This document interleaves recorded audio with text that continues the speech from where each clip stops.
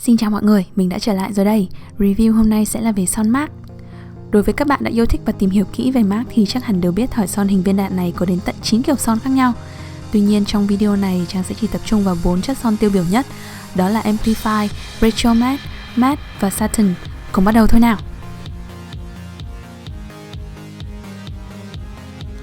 Mở đầu là thỏi son màu hồng vô cùng đặc biệt. Đây là thỏi son nằm trong top 10 mình yêu thích nhất trong tất cả những thỏi mà mình đang sở hữu. Có 3 lý do chính. Thứ nhất là về ý nghĩa của Viva Glam. Đây là chiến dịch mà MAC tổ chức hàng năm nhằm giúp đỡ và bảo vệ cộng đồng những người nhiễm HIV/AIDS. 100% doanh thu từ sản phẩm này đều được gửi vào quỹ nhân đạo để hỗ trợ những số phận không may mắn đó. Thứ hai là vì mình cực kỳ mê Miley Cyrus, mê từ thời Hannah Montana cơ. Và thứ ba, ai lại không thích một thỏi son siêu mềm mà lại giữ màu cực kỳ lâu chứ? Nếu bạn chưa biết thì Amplify là dòng son siêu mềm, khả năng giữ màu từ 3 đến 4 tiếng, màu lên rất đều và mịn.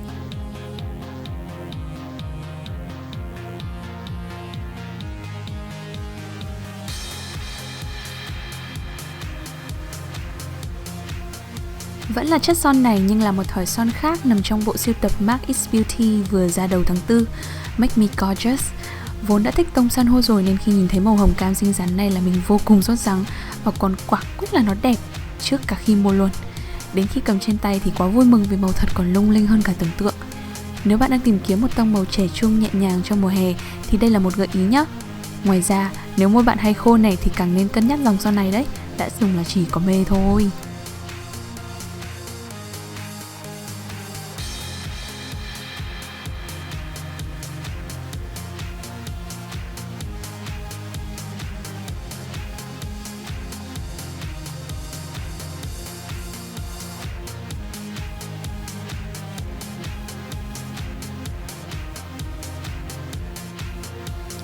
Đến chất son thứ hai rồi đây.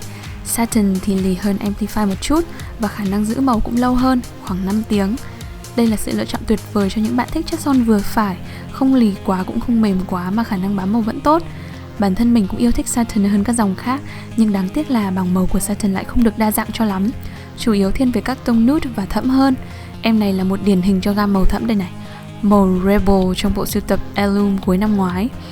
MAC rất biết cách làm tan chảy trái tim con gái chúng mình bằng cách thiết kế thân vỏ cực kỳ long lanh.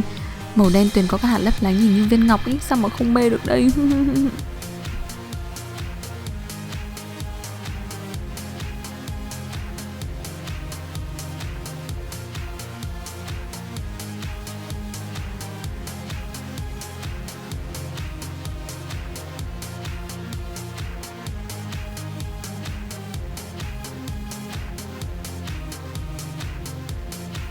Nhắc đến Trang là phải nhắc đến Toxic Tail.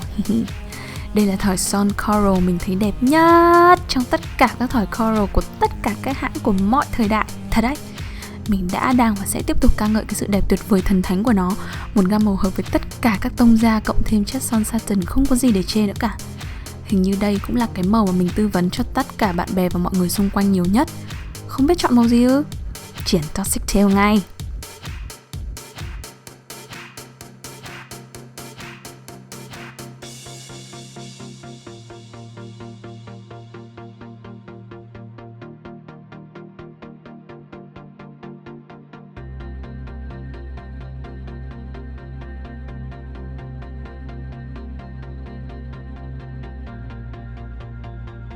Một bộ sưu tập cháy hàng chỉ trong vài giờ đồng hồ chính là Julia Petit này đây. May mắn thay mình cũng đã xí được em Petit Red này về nhà. Điểm yêu thích của mình khi dùng thỏi này là không cần make up quá nhiều mà vẫn có thể dùng cả hai kiểu lòng môi và cả môi. Màu son làm bừng sáng cả khuôn mặt và còn rất dễ kết hợp với quần áo. Sự khác biệt 180 độ giữa hai kiểu đánh này chợt làm mình nghĩ ra một tip hay ho. Sẽ thật tuyệt nếu có thể chia sẻ cùng với mẹ và chị, vì chúng mình chỉ thích dùng lòng môi thôi đúng không? Nhưng chắc chắn những người lớn tuổi hơn sẽ rất mê kiểu cả môi. Hơn nữa màu son này lại không bị già mà cực kỳ sang ý.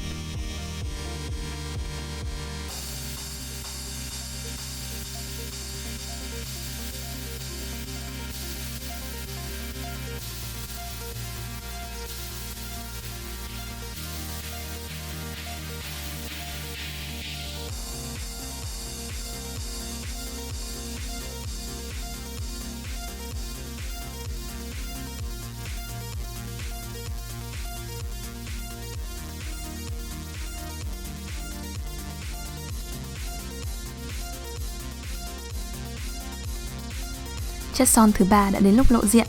Matte. Chất son lì không bóng, không nhũ, chỉ ly và ly thôi. Thời gian bám màu thường từ 6 đến 7 tiếng. Đây cũng là chất son bán chạy nhất của MAC từ trước đến nay. Tất nhiên những gam màu đẹp nhất đều được gắn liền với matte. So với hai loại trước thì chắc chắn em này khô hơn rồi. Vì thế chống chỉ định cho các bạn môi khô nhở. Nghe có vẻ đáng sợ đấy, nhưng nếu bạn chăm chỉ dưỡng môi thật mềm thì hoàn toàn có thể sử dụng em này mà không phải lo lắng gì cả. Trang cũng không dùng son dưỡng trước khi swatch đâu, nhưng son lên không hề bị bột chút nào, rất mịn là đằng khác. Màu La Vie en Rouge đỏ hồng này cũng không hề kén da mà còn rất sáng mặt. Đây cũng là giải pháp an toàn cho những buổi sáng thức dậy đau đầu không biết nên chọn màu son gì cho ngày hôm nay đấy.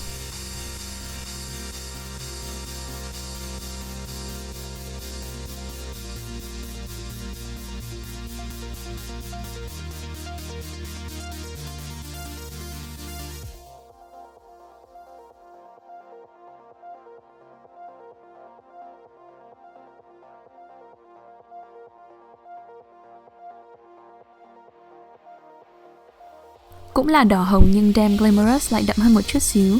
Đừng quên tip này nhé, đỏ hồng càng đậm và rõ thì dùng lòng môi càng nổi. Chính vì cả môi hơi đậm nên phần lớn thời gian Trang dùng thỏi này cho kiểu lòng môi thôi. Nhưng nếu bạn yêu thích kiểu makeup quyến rũ thì không thể bỏ qua cả màu này được đâu.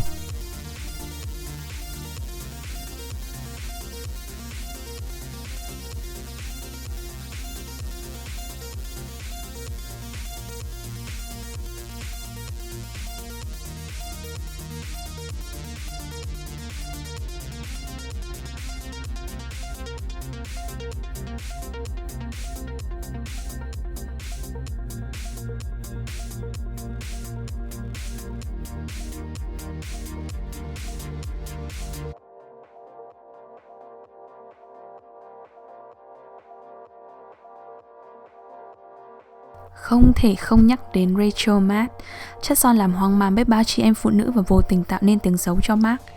Chắc chắn bạn đã nghe ít nhất một lần người khác nói rằng ghét MAC vì MAC khô lắm, quét được vài lần là phải bỏ đi vì quá khô không thể chịu nổi. Nguyên nhân chính là đây, chất son khô nhất mọi thời đại Rachel Matte.